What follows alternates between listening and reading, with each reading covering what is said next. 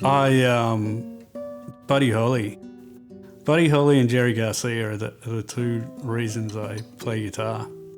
I don't know if you know anything about the Grateful Dead. I love the Grateful Dead. I love Jerry Garcia.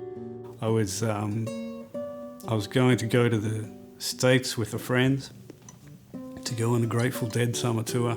I was so obsessed with Jerry Garcia, and then my friend's dad had a heart attack, and we couldn't go. We decided to stay and save up a bit more money and go the following year, and then Jerry Garcia died.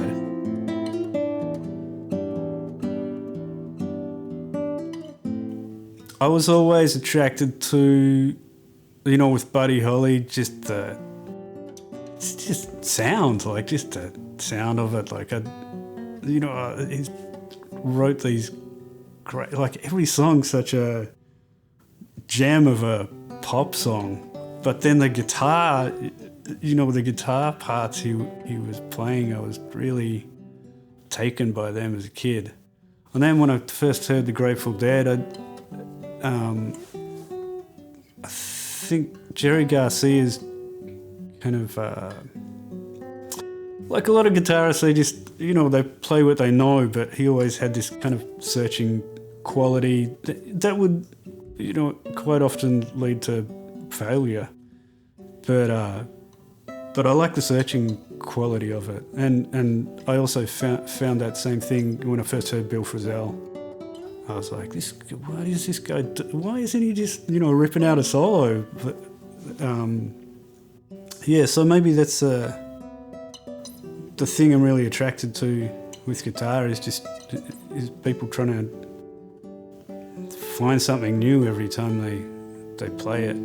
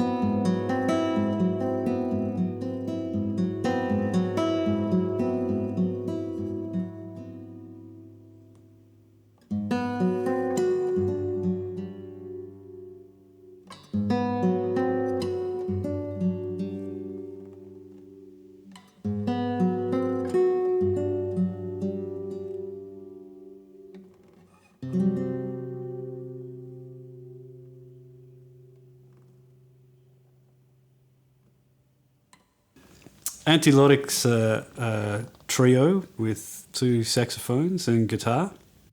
It started as an experiment just with my friends, the two sax players, and the idea was that they would form the rhythm section and I'd play all the melodic material. That's the basis of it all. When I formed that ensemble and we played a few songs, I was using the electric guitar, and then I don't know what, I don't remember actually, I picked up a nylon string guitar and it just seemed like it was the right sound for that ensemble.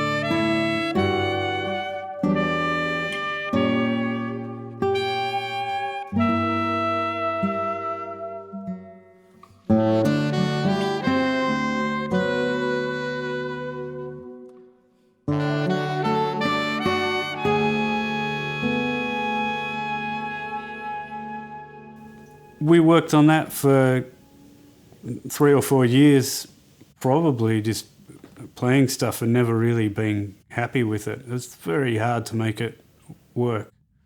So it took a lot of playing until we really figured out how to make everything sit. But we seem to have found the secret ingredient, and try to work to, there's a lot of counterpoint and everything going on rather than just me just playing chords and the guys blowing over the top, which is not, I'm not interested in that. So, everyone sort of has an equal voice within the ensemble, and we just work hard to make sure particular voices are coming out at the right time, and somebody will have a support role, but maybe just for a few bars, and then so it's a little bit like a school of fish all swimming around together is the way I think of it. It gets me out of playing guitar like a guitarist because I have to come up with different solutions. I was refusing for a while to play any chords for the first few years. I was like, everyone in this trio only gets to play one note at a time. So, and that had an effect on the sound. But it forces me to not fall back on, I guess, guitaristic habits, which is good because I don't want to just do what I can already do. Like everything comes back to sound. So the way something sounds, it just hits you, or it doesn't, and so there's always that kind of hunger to, recreate this sound that you love, and some instrument, you can get that from some instruments and you can't from others. And some people, like Ry Cooder, I think plays a few pretty cheap, nasty guitars, but gets this incredible sound. And so a lot of it, I guess everything has to do with the person playing it and their particular, relationship with the instrument.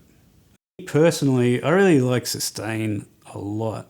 So that's one of the first qualities about Jim's guitars that really stand out for me. A lot of sustain. There's just every note is so clear, so you can it sort of doesn't matter what. You can play any kind of dissonant thing, and you can. It still sounds great, and I guess it's different for everyone, isn't it? Like everyone's looking for different things.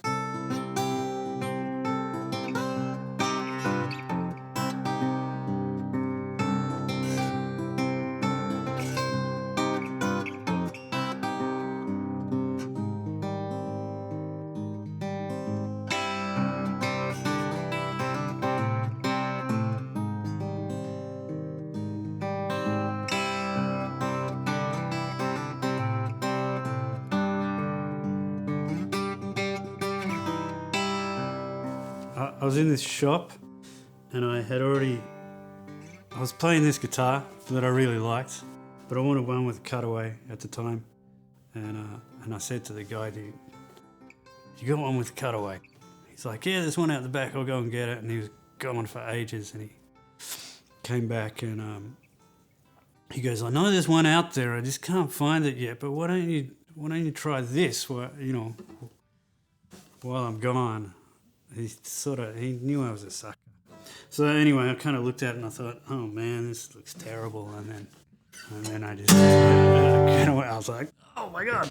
So when he came back, I was like, "You got me, I'm going to take this one," with another $1,000 or something.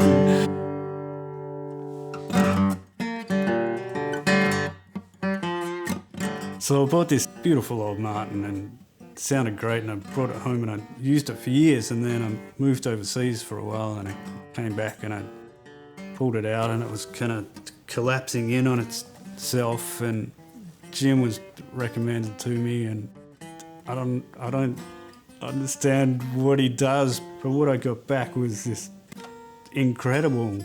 So I was up all night playing it when I took it home, which I hadn't done for years. When we used to use like the 4-track tape machine and stuff, and and it didn't have a drum machine, so you'd hit a coffee cup with a teaspoon or something, and I find that kind of approach to making things is a bit more creative than getting a drum loop and putting that down and going, is that the right feel? Yeah, that's the right feel. Or put it at 96 BPM and I mean, I'm not knocking that, but it's not. But I don't think it sort of gets your juices flowing as well. But there are a lot of creative people in the world, and yeah, there's a lot of good stuff coming out from. I mean, look at Wally DeBacker, like doing a lot of that stuff, just sitting there at home by himself, and that stuff is undeniably creative. Live music is so important because there's nothing like it, and I could probably complain a bit about how it's dying and everything, but I mean, I hardly go and see live music that much myself anymore. Got a family, so there's stuff that even. I mean, I was talking before about not wanting to play the same solo twice and everybody just playing the same thing, but there's still that chemical reaction or whatever when people are playing live. Like I'm sure the Eagles probably play the same, played the same way every night, but and I never saw them, but I've seen footage of it, and it looks pretty electrifying. And there's the whole thing. I guess is the relationship of the bands and an audience and everyone kind of being there together, feeding off each other, and you can't get that on an album. I mean, and you can you can record a live album to try and capture that, but it's still not the same thing. You're not there physically, witnessing or being part of a moment.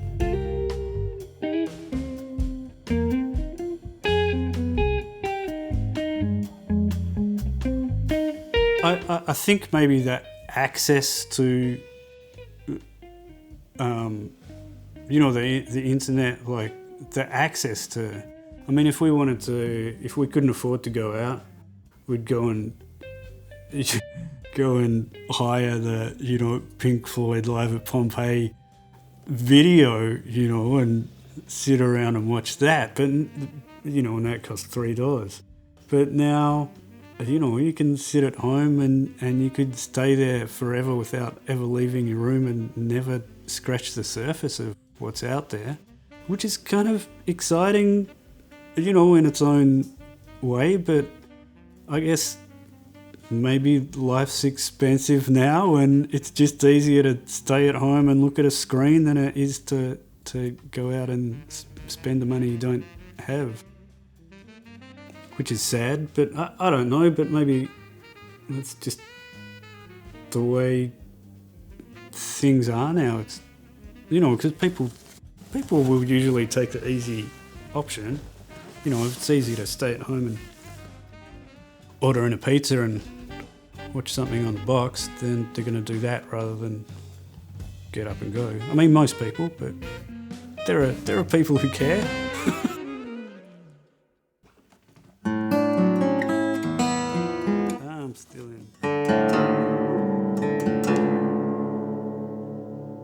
Still in standard tuning. Who wants to be there?